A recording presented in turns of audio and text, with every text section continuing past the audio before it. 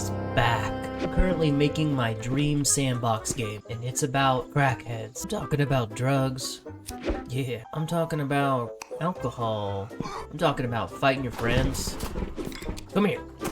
All of this in a chaotic, multiplayer sandbox environment where you and your friends can absolutely reap chaos. And as you know, somebody is making his return. Problem is, this is one of the most ambitious projects I've ever done. And I've never done multiplayer in my life. There's like 2 million things that can go wrong. But with the power of crack, we shall prevail. To be honest, guys, this game was inspired by Charbor. Specifically, his deathmatch car random homemade thing. I had also been watching General Sam play a whole bunch of Half Sword. I just love these floppy physics guys. Why are they all bald? Why is every game about a bald?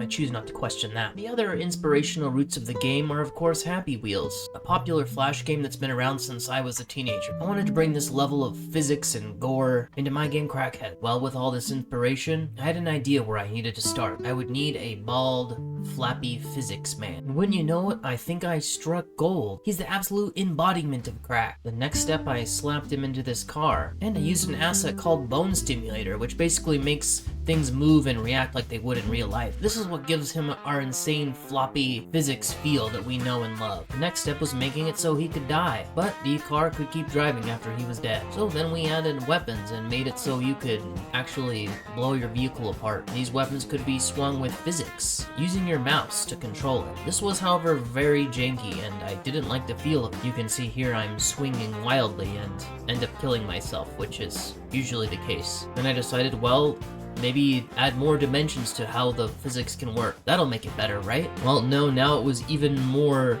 annoying to control and just floated around like a disembodied hunk of wood. Then I tried a system where we would do like a mouse click that would also control a physics object, and this was kind of cool, but it was just so unpredictable and I knew players would get frustrated. You can see here I am battling myself to the death, and we both lost that one. Then I tried making the weapon way longer and it immediately killed me. Then I tried something different. Instead of physics, I just used a button push to control a physics-based fishhook. This created some weird behavior, but you can see me sneaking up on this guy, ready to stab him in the head. Now with all these physics cars and the silly bald man, I feel like I was really making progress towards my goal of making my dream sandbox game. Quick highlight of one of the weapons that made it into the final game was the toaster saw blade gun. Now the toaster saw blade gun fires these saw blades which are physics driven. Each one has like a little motor in it, and it propels itself around the map. This is inspired by Half-Life 2 Deathmatch, where you could simply just shoot saw blades around using your physics gun. Well, and you're very likely to just kill yourself doing this. Oh my god, is that fun. We also created this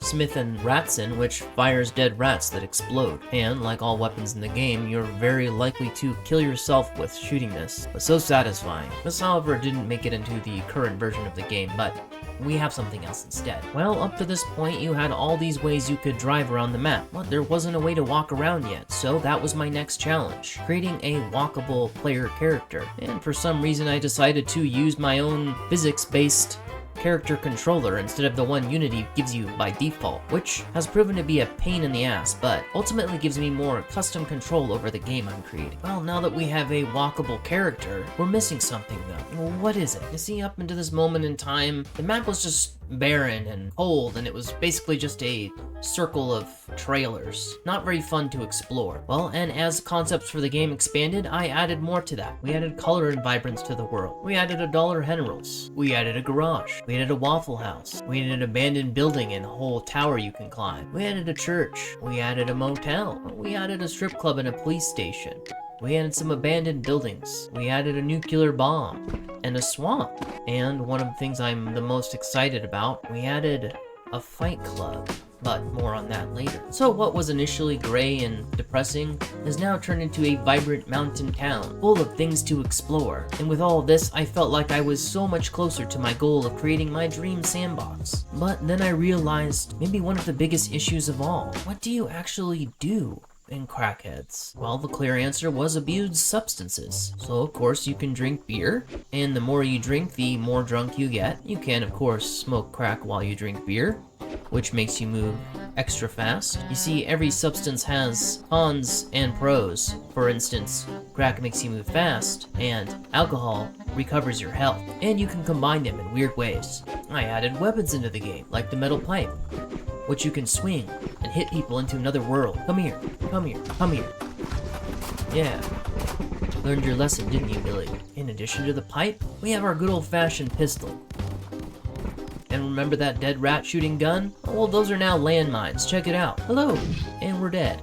Another cool thing about Crackheads is I made a sort of rock, paper, scissors with the melee combat. You see, if you hold right click, you can hold up a shield and block incoming attacks. But then you'll get stunned. You can do a regular punch, or you can charge up and do a power punch.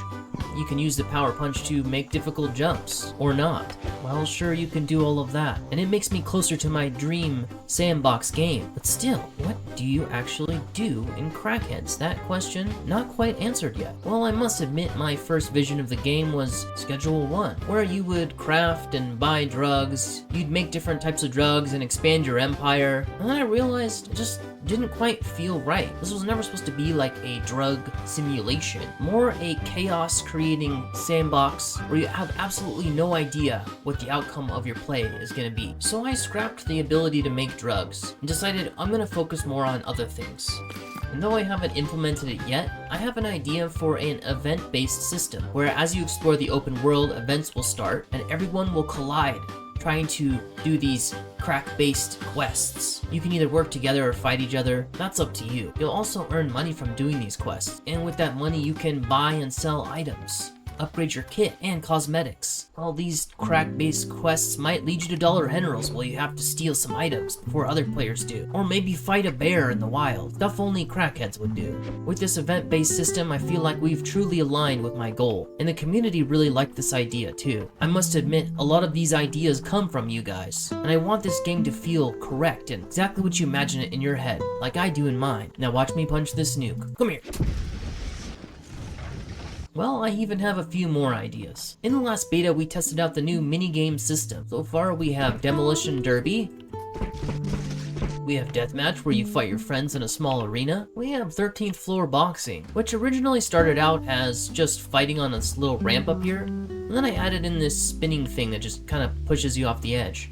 And there's a 50% chance that another one comes out, so sometimes you get a more difficult experience. And if you fall, well, of course, you die. There's Spike Jump, which is inspired by old Counter-Strike minigames where you basically jump over a rope. This thing gets faster and faster, and as you're punching your friends, it gets more and more chaotic. Then there's Rat House, where you're in a house strapped with your friends and more rats spawn until there's so many rats that inevitably somebody just blows up, like, kind of like that. Here's what 13th floor boxing used to look like. In addition to that, we have Climb or Die, where you climb a big tower while lava chases you. Climb and Cannon, where everyone climbs and one person shoots a cannon at you. And of course, we have Flesh Hunt. In Flesh Hunt, you basically become a monster and you track down your friends. Your objective is to infect them. You can also pretend to be human. Look at them go. You won't run for long. And now you're both infected, tracking down whoever is still alive. Well, and that's where our old friend from Dead Exhale comes in. He's going to be one of the playable characters and one of the monsters you can transform into in the game. Plus, my goal is to make so many more minigames. Well, in addition to the minigames and the event system, there's also going to be a free play mode. My thought for this was it could be a sort of fun place to do RP, and I would give you ways that you can